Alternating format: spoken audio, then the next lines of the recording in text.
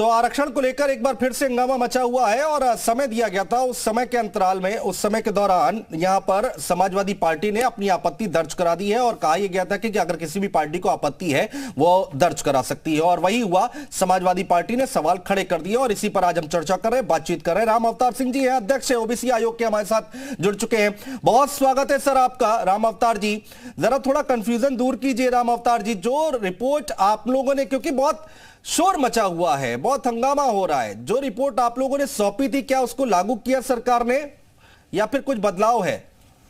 अब ये तो मालूम नहीं है, लेकिन जो हमने रिपोर्ट दी थी वो बिल्कुल ठीक दी है, डाटा के अनुसार दी है। जो डाटा हमें अवेलेबल हुए, उपलब्ध कराए गए, उसी के आधार पर हमने अपनी रिपोर्ट दी है। रिपोर्ट में कोई गलती नहीं है, सब बिल्कुल ठीक है।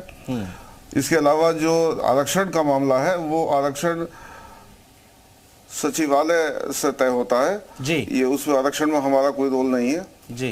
नहीं तो आप लोगों ने रिपोर्ट कैसे तैयार की थी राम अवतार जी, जरा ये भी दर्शकों को बता दीजिए। आप लोगों ने किस तरह से ट्रिपल टेस्ट की बात कही गई थी, लोगों से बातचीत की होगी, आप लोगों ने जगह जगह गए होंगे, रिसर्च किया गया होगा आपकी तरफ से, जरा एक बार तफसील से बता पाएंगे, समझा पाएंगे? हम सभी 75 जिलों में गए और वहां से हमने रिपोर्ट, डाटा वाटा सब लिए हमने, डिस्ट्रिक्ट मजिस्ट्रेट से और लोगों से भी पता की है, पब्लिक से भी बात हुई है हमारी, पब्लिक से भी पता किया हमने। और जी 2017 में और 22 में जी ये रैपिड सर्वे हुआ था, उसको भी हमने कंसीडर किया। तो उसी के आधार पर हमने रिपोर्ट सबमिट की और जो 75 जिलों में हम गए, हमें जो डाटा मिले वहां से, जो कंप्लेंट्स मिली, जो जिस तरह की हमने नथी कर दी, सब हमने तैयार करके उसी के आधार पर रिपोर्ट दी है। रिपोर्ट में कोई गलती नहीं है, रिपोर्ट बिल्कुल सही है। अच्छा राम अवतार जी, ये जो पिछला नोटिफिकेशन जारी हुआ था उसमें और आपकी रिपोर्ट देने पर कुछ अंतर देखने को मिला, कुछ फर्क देखने को मिला, उसमें कुछ बदलाव हुआ था क्या? कौन सा नोटिफिकेशन हुआ? ये इससे पहले जिसको लेकर हंगामा हुआ, हाई कोर्ट तक बात गई और सुप्रीम कोर्ट तक बात गई, उसके बाद कमेटी का गठन किया गया, आप लोगों ने रिपोर्ट तैयार की, तो उसमें जो पहली स्थिति थी और आज की स्थिति में फर्क है? तो अब मिला है, हाँ फर्क है, उसमें अंतर है। हाँ। और वो फर्क बिल्कुल सही करके और रिपोर्ट हमने सबमिट की है। अच्छा, ये समाजवादी पार्टी के लोग कह रहे हैं, समाजवादी पार्टी कह रही है कि आरक्षण को सही तरीके से लागू नहीं किया गया है, इसमें भी इस बार भी जो है गड़बड़ी पाई गई है, तो इसको कैसे देख सकते हैं हम लोग, क्या ऐसा है? अब ये आरक्षण तो हमारे हाथ में नहीं है, आरक्षण तो सचिवालय से जो है, यूएलबी अर्बन जो वो है डेवलपमेंट, ये निकाय चुनाव इन्होंने किया है, सब सचिवालय से हुआ है।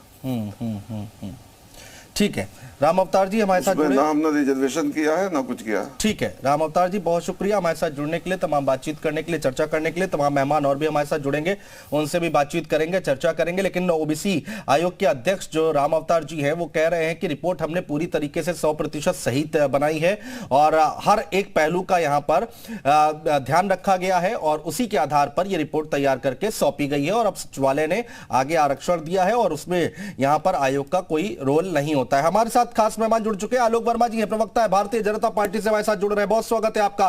कपीश श्रीवास्तव जी हमारे साथ जुड़ चुके हैं समाजवादी पार्टी से, बहुत स्वागत है कपीश जी। संदीप जी हैं, याचिकाकर्ता हैं, वो हमारे साथ है। संदीप जी स्वागत है आपका। संजीव श्रीवास्तव जी राजनीतिक विश्लेषक हमारे साथ जुड़ चुके हैं, संजीव जी आपका भी बहुत स्वागत है। कपीश श्रीवास्तव जी, चर्चा की शुरुआत आपसे करेंगे, कहां कहां आपको लूपहोल्स लग रहे हैं, जरा बताइए एक बार, अब दिक्कत कहां आ रही है? देखिए, सबसे महत्वपूर्ण बात यह है कि जो ट्रिपल टी कराया गया है, ट्रिपल टी के बाद जो उन्होंने रिपोर्ट दी है, लेकिन उन्होंने आरक्षण तय नहीं किया चक्रानुक्रम में जी। कितना सीट होनी चाहिए भाई, पहले से तो बढ़नी चाहिए थी क्योंकि आबादी भी बढ़ी है, लेकिन ये तो 27% नहीं दे रहे। दूसरे की बात छोड़ दीजिए, महज जो एससी की सीटें हैं, एससी एसटी की मिला के 8 सीटें बढ़ी और कुछ महिलाओं की सीट बढ़ी। हम तो एक बात ये कह रहे हैं कि जब दलित और ओबीसी अगर मिलाए जाएं तो ये आपके 70-80% हो जा रहे हैं जी। तो आरक्षण फिर उस हिसाब से होना चाहिए। और किस चक्रानुक्रम में आपने किया, वहां के भी लोगों ने आपको कंप्लेंट करी है।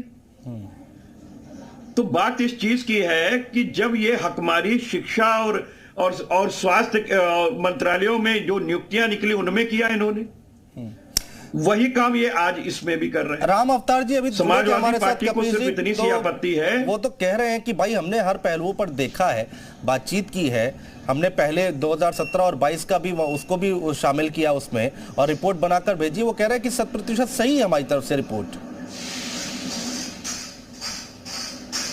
नहीं, रिपोर्ट वो तो कह तो रहे हैं कि रिपोर्ट उन्होंने ठीक दी है। हाँ। लेकिन वो ये भी तो कह रहे थे ना, आपके प्रश्न का उत्तर उन्होंने क्या दिया है? हाँ।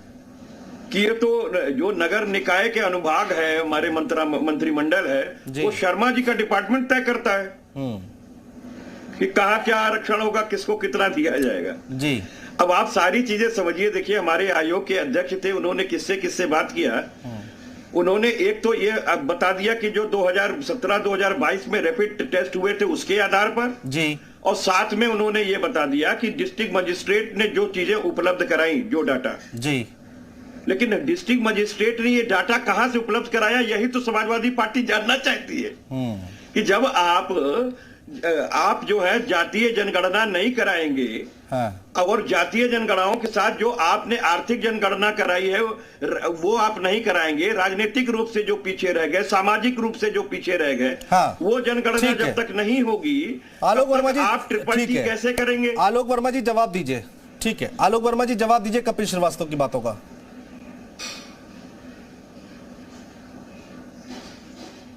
आवाज नहीं आ रही है, आलोक वर्मा जी की आवाज नहीं आ रही है। हम कोशिश कर रहे हैं कि उनसे बातचीत कर पाए।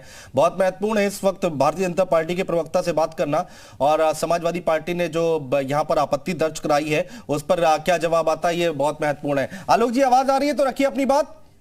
ठीक है, आवाज नहीं आ रही है। हमारे साथ संजीव श्रीवास्तव जी हैं, राजनीतिक विश्लेषक है। संजीव श्रीवास्तव जी, इस पूरी तस्वीर को अगर हम देखें तो कैसे विश्लेषण करेंगे इसका, कैसे देखा जाए इसको? देखिए अनुज, ये जो अभी लागू किया है इन्होंने आरक्षण का, ये देखिए सुप्रीम कोर्ट के ऑर्डर पे ये सारी चीजें हुई हैं, और अभी भी चूंकि इन्होंने ये सरकार ने ये कहा था कि 6 अप्रैल तक जिसको भी आपत्ति हो वो आपत्ति दर्ज करा सकता है। इसके बाद अभी चूंकि सब कुछ फाइनल नहीं हुआ है, आपत्तियों का निस्तारण किया जाएगा, उसके बाद चीजें फाइनल होंगी। लेकिन देखिए इसमें जो पॉलिटिक्स हो रही है उसकी वजह क्या है? देखिए समाजवादी पार्टी शुरू से ये कह रही है कि जातीय जनगणना होनी चाहिए जी। लेकिन हम ये भूल जाते हैं कि जनगणना जो है वो राज्य सरकार का विषय नहीं होता है। जनगणना केंद्र सरकार के द्वारा ही की जाती है, और ये अंतिम जनगणना 2011 में हुई थी, और इसके बाद 2021 में होनी चाहिए थी, लेकिन कोरोना की वजह से जनगणना देश में नहीं हो पाई थी। देखिए समाजवादी पार्टी ये शुरू से कह रही है कि जो 17 पिछड़ी जातियां हैं उनको SC का दर्जा दिया जाए, अनुसूचित जाति में शामिल किया जाए, और ये उनकी पॉलिटिक्स है। वो ये चाहते हैं कि जातीय जनगणना, इसी दबाव के अंदर आके सरकार जातीय जनगणना कराए ताकि उनको इसका राजनीतिक लाभ मिल सके। तो अभी ये मामला पूरी तरह से राजनीतिक है, और देखिए इसका अंतिम फैसला चूंकि सरकार के पास जो आपत्तियां हैं वो आपत्तियां गई हैं, सरकार उनका निस्तारण करेगी। जब फाइनल लिस्ट जारी होगी तभी ये स्पष्ट रूप से कहा जा सकेगा। अब इस आपत्ति के बाद जरा ये समझाइए मुझे कि इस आपत्ति के बाद क्या अभी बदलाव हो सकते हैं? क्या ये स्कोप है अभी? बिल्कुल, अभी जो नोटिफिकेशन जारी किया गया उस हिसाब से अभी बहुत सारी चीजें बदल सकती हैं क्या? बिल्कुल बिल्कुल। देखिए जो आपत्तियां दर्ज करी गई हैं इसीलिए की गई है। तो देखिए सरकार ने जो ये अभी आरक्षण लागू किया है ये फीडबैक के आधार पे लागू किया। ये सब जिलों में गए हैं, डिस्ट्रिक्ट मजिस्ट्रेट से इन्होंने रिपोर्ट्स मांगी थी कि किस जिले में आरक्षण की, या ये कहिए कि अनुसूचित जाति जनजाति या पिछड़ा वर्गों की क्या स्थिति है, क्या उनकी संख्या में कोई उतार चढ़ाव आया है, कोई बदलाव हुआ है। उसके आधार पर देखिए 2 चीजें हुई हैं अनुज जी, हमें समझना ये पड़ेगा कि इस बार जो स्थानीय निकाय के चुनाव होने जा रहे हैं वो पिछली बार की तुलना में लगभग 111 सीटें बढ़ाई गई हैं। सरकार ने 111 सीटें बढ़ाई हैं। तो निश्चित तौर पर देखिए ये जो पूरा समीकरण है वो डिस्ट्रिक्ट मजिस्ट्रेट के फीडबैक के आधार पर तय किया गया है। निश्चित तौर पर आपत्ति के बाद